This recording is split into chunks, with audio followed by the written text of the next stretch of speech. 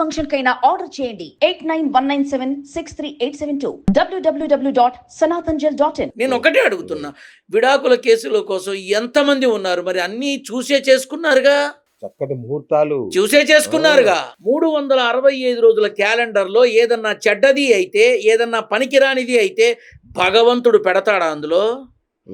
అయినా నాకు ఒక్క మాట చెప్పు, 365 రోజుల్లో దీని దుంపదగా మనకున్నన్ని పండగలు ఎవడికి లేవు కదయ్యా.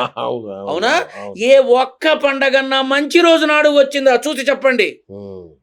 ఒక్క పండగ ఉందా మంచి రోజు నాడు? సంక్రాంతి వస్తుందా శూన్యమాసంలో వచ్చేదానికి? ఉగాది వస్తుందా? వినాయక చవితి, శ్రీరామ నవమి, కృష్ణ అష్టమి, మహర్ నవమి, దుర్గ అష్టమి, దీపావళి, అమావాస్య. ఈ పండగలు మాత్రం దేదీప్యమానంగా చేస్తారు.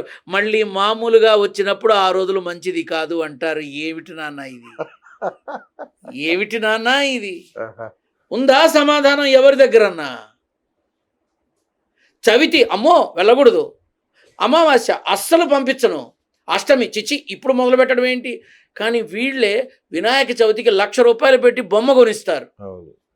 వీళ్ళే అమావాస్య నాడు అంగరంగ వైభవంగా వాళ్ళ వ్యాపార స్థానాలని అలంకరిస్తారు. వీళ్ళే శ్రీరామనవమికి అద్భుతంగా కళ్యాణం చేయిస్తారు. అవి పనికొచ్చినప్పుడు ఇవి ఇప్పుడెందుకు పనికిరావు? ఆలోచించాలి. ఆలోచించి ఇప్పుడు ఆపరేషన్ చెయ్యాలి అర్జెంటు. సారీ అండి అమావాస్య ఇవాళ చేయకూడదు, మీరు రేపు చెయ్యండి చెప్తారా ఎవడన్నా? మనం బ్రతికే విధానంలో ఇతరులకి హాని కలిగించకుండా, ఇతరులకి కష్టం కలగకుండా, మనకి ఇబ్బంది వచ్చినా సరే మన వల్ల వాళ్ళు బాగుండేలా మన బ్రతుకు ఉండాలని మా అమ్మ చెప్పింది. సీతమ్మ, నాన్న నీకు ఇచ్చే నోటులో రంగు మారచ్చేమో కానీ నీ సేవలో రంగు మారకూడదురా తండ్రి అంది. అంటే అర్థమైందా? ఎంత కుబేరుడైనా సరే వరుస క్రమంలోనే రావాలి. ఎంత కుబేరుడైనా సరే నేను అర్జెంటుగా నేను 15,000 ఇస్తా, 25,000 ఇస్తా, నాకు టైం కావాలి అంటే వాడికి అసలు ఎవరు? అంతేగా. నిలువెత్తు ధనం పోసినా నారసింహుడి బిడ్డని కొనడం సాధ్యమా? ఎవడికన్నా జరగదు. కాబట్టి మనం మంచి అనుకుంటే మంచి నాన్న.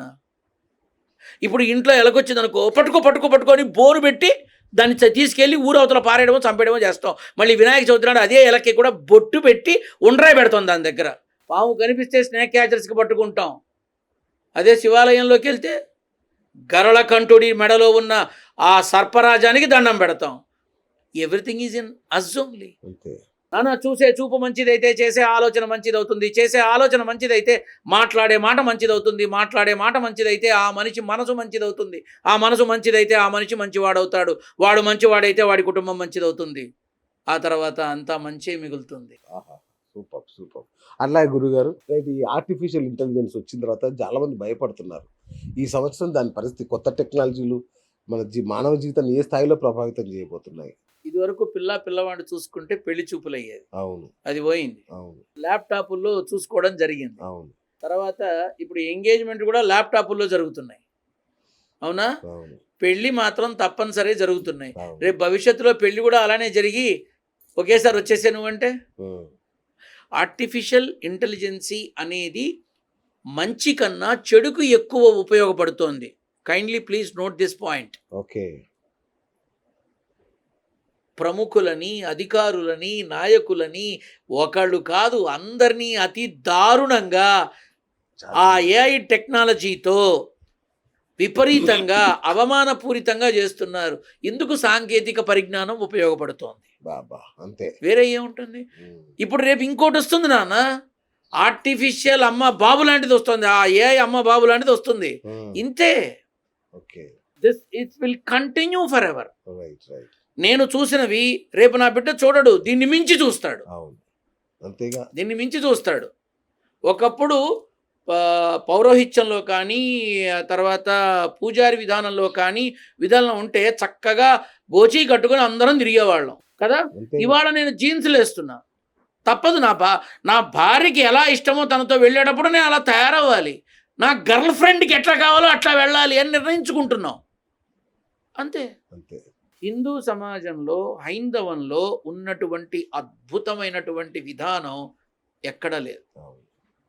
మన సాంప్రదాయాలు, మన ఆధ్యాత్మిక సౌరభాలు, మన హైందవంలో ఉన్నటువంటి విధానం వేరెవరికీ లేదు, ఎవరికీ లేదు. కానీ తెల్లారు లేస్తే మనలో మనమే కొట్టుకు చస్తున్నాం, మనల్ని మనమే అనుకుంటున్నాం, వీడియోలు పెట్టి ఇష్టం వచ్చినట్టు మాట్లాడుతున్నాం. మరి అవతల వాడికి చులకనగాక ఏమవుతాం? వాళ్ళలోనే ఐకమత్యం ఉండి చావదు అని అంటారు. కాబట్టి ఇతరులకి మనం దయచేసి ఈ టెక్నాలజీని మంచికి వాడండి, మంచి కోసం వాడండి, మంచిగా వాడండి. Super super. సో ఫైనల్గా మన తెలుగు వాళ్ళకి ఈ పరాభవన సంవత్సరంలో ఎలాంటి జాగ్రత్తలు తీసుకోవాలి నాయకులు, ప్రజలు? ఫైనల్గా మీ శుభాశీస్సులు కానీ, మీ హెచ్చరికలు కానీ. నేను హెచ్చరించేంత గొప్పవాణ్ణి కాదు, కానీ ఒక్క విషయం తెలియబరుస్తున్నా. అందులో పరీక్షలు కూడా జరిగాయి, జరుగుతున్నాయి. నా దగ్గరికి చాలామంది విద్యార్థులు వస్తారు. వాళ్ళు 10th అయినా, ఇంటర్ అయినా, ఇంజనీరింగ్ అయినా పాస్ అవుతానా లేదా, అవుతుందా కాదా, డాక్టర్ సీట్ వస్తుందా కాదా, ఇటువంటి వాళ్ళు చాలామంది వస్తారు. నాకు తెలుస్తుంది వాళ్ళు ఏంటి రిజల్ట్ అని. అప్పుడు వాళ్ళని నేను ట్యూన్ చేసుకుంటా, ఏ రకమైన తప్పటడుగు వేయకుండా. Okay okay. సో నేను ఆ పిల్లలకైనా, విద్యార్థులకైనా, ఎవరికైనా చెప్పే మాట ఏంటంటే, మీకు అటువంటి భయమే ఉంటే నారసింహుడి బిడ్డని గుర్తుపెట్టుకోండి, నేనున్నానే మాట్లాడతా. నెంబర్ 1. నెంబర్ 2, తల్లిదండ్రుల్ని మించిన దైవం లేదు.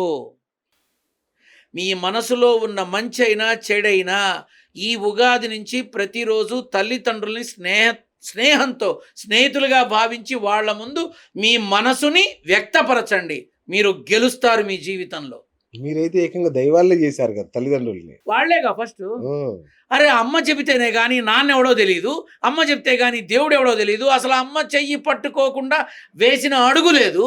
అటువంటప్పుడు అమ్మకి ప్రథమ స్థానం ఇవ్వకుండా నేను దేవుడికి ఎందుకు ఇస్తా? దేవుడికి ఎందుకు ఇస్తా? నారసింహ నీది 2nd place, my mother is 1st place అనుకుంటా. అంతే కదా నాన్న. ధర్మబద్ధమైన విధానంగా బ్రతకడం అంటే ఏమిటంటే అమ్మా నాన్నలకి ఖచ్చితంగా ప్రథమ స్థానం ఇవ్వటం, అమ్మకి ప్రథమ స్థానం ఇచ్చి గురుతర బాధ్యత ఆవిడ ద్వారానే చెయ్యటం. ప్రతి పిల్లలు కూడా తల్లిదండ్రులతో స్నేహభావంగా మనసు విప్పి ఉంటే సూసైడ్లు ఉండవు, ఇంట్లో నుంచి వెళ్ళిపోవడాలు ఉండవు, వాళ్ళకి వ్యతిరేకంగా పెళ్లి పేరంట అసలు ఏ రకమైన నెగిటివ్ ఉండదు. అలా ఉండకుండా ఉండాలి అంటే ఈ ఉగాది నుంచి మీ అమ్మా నాన్నలని మీ తోటి విద్యార్థులుగా భావించి ఆనందంగా గడపండి, అన్నీ పంచుకోండి. అప్పుడు బయట వాళ్ళతో అవసరం ఉండదు, సిట్టింగులకి ఖర్చులు ఉండవు. సూపర్ సూపర్, అద్భుతంగా చెప్పారు. అందరికీ ఈ దయచేసి చెప్తున్నా, పరాభవనామ సంవత్సరం అని పేరు ఉన్నంత మాత్రాన అందరికీ పరాభవాలు అవుతాయని కాదు. గడచిన సంవత్సరంలో కూడా పరాభవాలైన, అవమానాలైన, ఇది కాలక్రమేణా కాలంతో పాటు మనం బ్రతకాల్సిందే, అన్నీ ఫేస్ చేయాల్సిందే.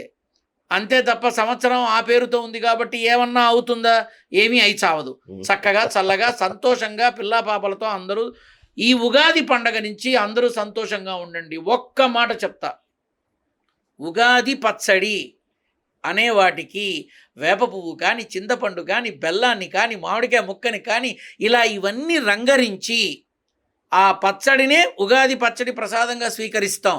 అలాగే మన జీవితంలో ఉగాది పచ్చడి మనిషి జీవితం అయితే మనిషి జీవితంలో ఇవన్నీ వాడినట్టుగానే కామ, క్రోధ, లోభ, మోహ, మదమాశ్చర్యాలు అన్నీ ఉంటాయి. ఏది ఎంత పాలలో ఉంటే పచ్చడి బాగుంటుందో ఈ అరిషడ్ వర్గాలు అంతలో ఉంటే జీవితం బాగుంటుంది.